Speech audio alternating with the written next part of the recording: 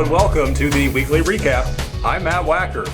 Forum Plaza will soon gain a new business. Dicky Bub Farm and Home has announced plans to open a new store in the old Country Mart location. The company has requested rezoning of the property due to sales restrictions preventing outdoor displays.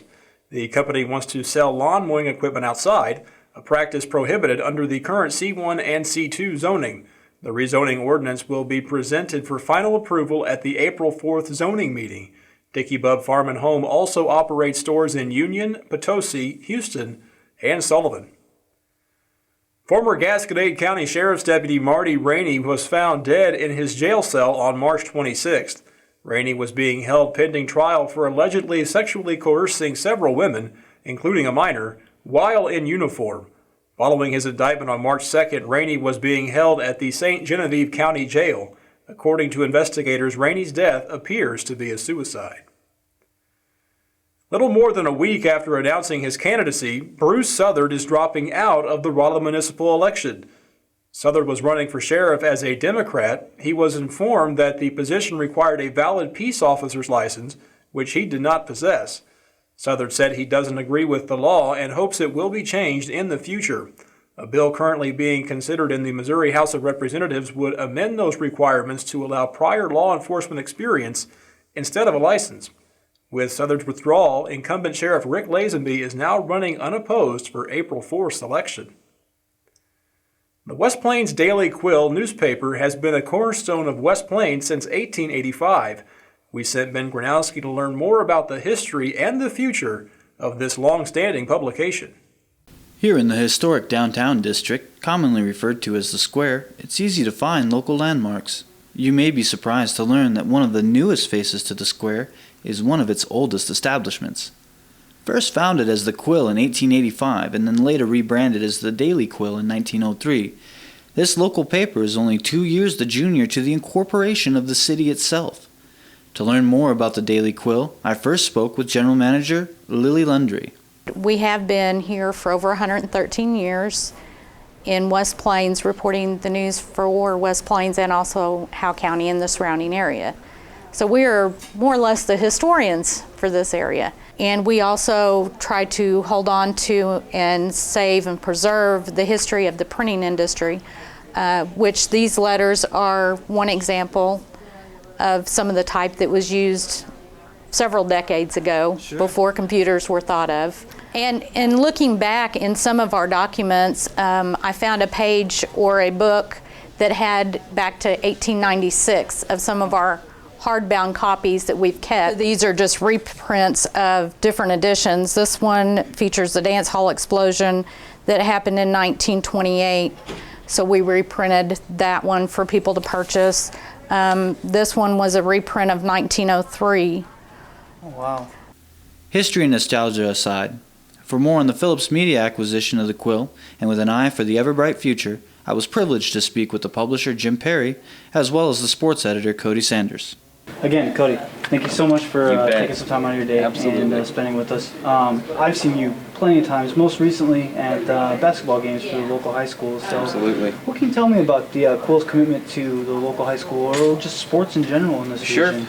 You know, whenever Phillips Media bought the West Plains Daily Quill, I was promoted to sports editor, previously just a staff writer with a focus on sports. When I became sports editor, we had to sit down and we decided to make a commitment to our readers, the schools, and that was to provide the best sports coverage that we could. And I feel like to this point we've done that, and we will continue to do that. So we wanted to preserve the integrity of the newspaper and, of course, refocus the content to local news. But the most important thing that we wanted to do was to restore the relevancy of the product to the community. Of course, we've upgraded our printing technology to new presses, and you know, we've made some changes. The paper is now delivered in the morning. It's now considered a morning paper, and so one of the biggest changes is now for the Tuesday paper, people in Howell County and in West Plains get their paper delivered through the U.S. mail on Tuesday morning. And so they get the same day delivery, Tuesday through Saturday. We've launched our new weekend edition, which has been very popular. the West Plains Weekend Edition now. It's 2 sections. It includes the new TV Week magazine insert. We've got brand new color comics in there every week.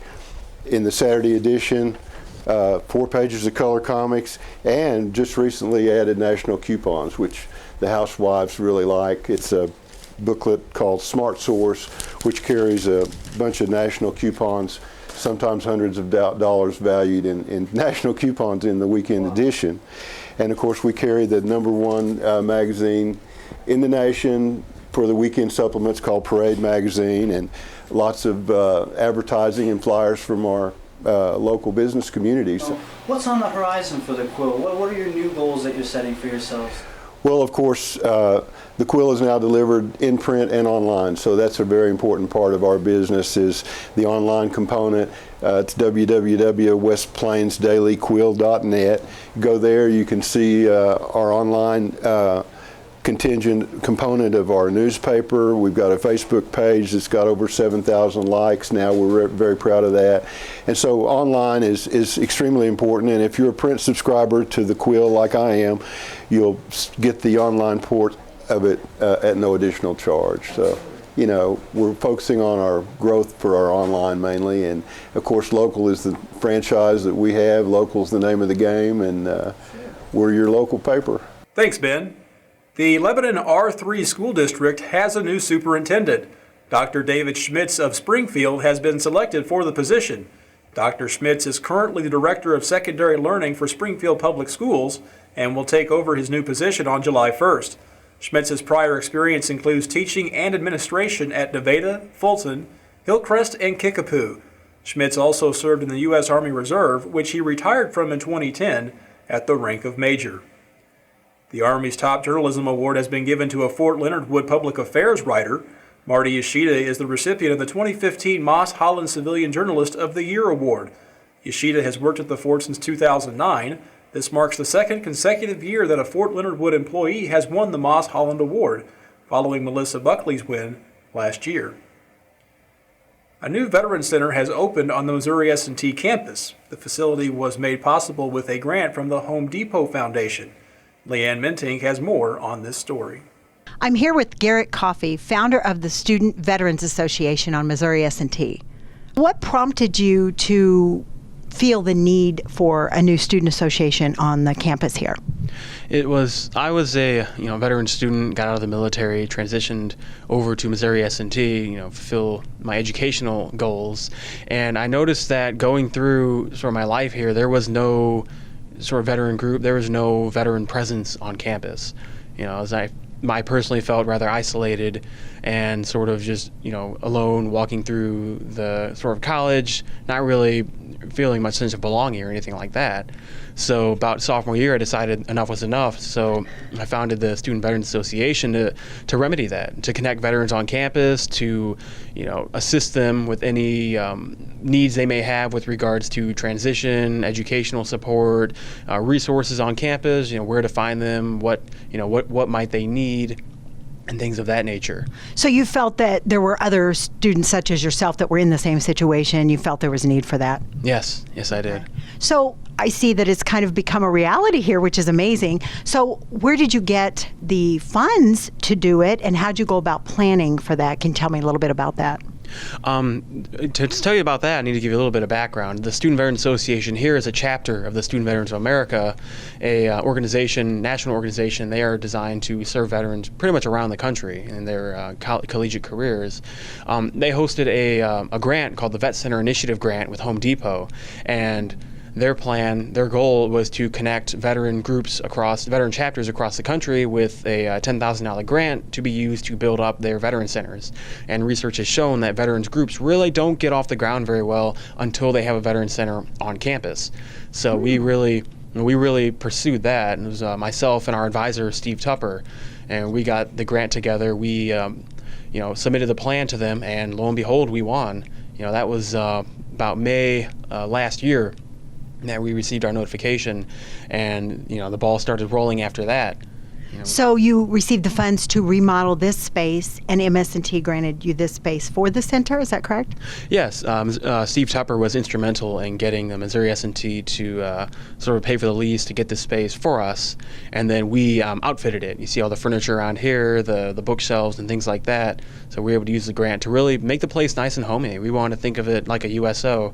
You can go there while you travel. You can go there, relax, work, study. We've worked with the Patty Frisbee and Tara Stone of the student success programs on campus. They're the ones who really connected us with a lot of the university's sort of bigger resources, like the computers over there, the Wi-Fi internet, and all the things that we may not have been able to afford on our own. They really came through for us and helped us out. Well, it's beautiful. Thanks for talking to me. Thank you. Matt, back to you.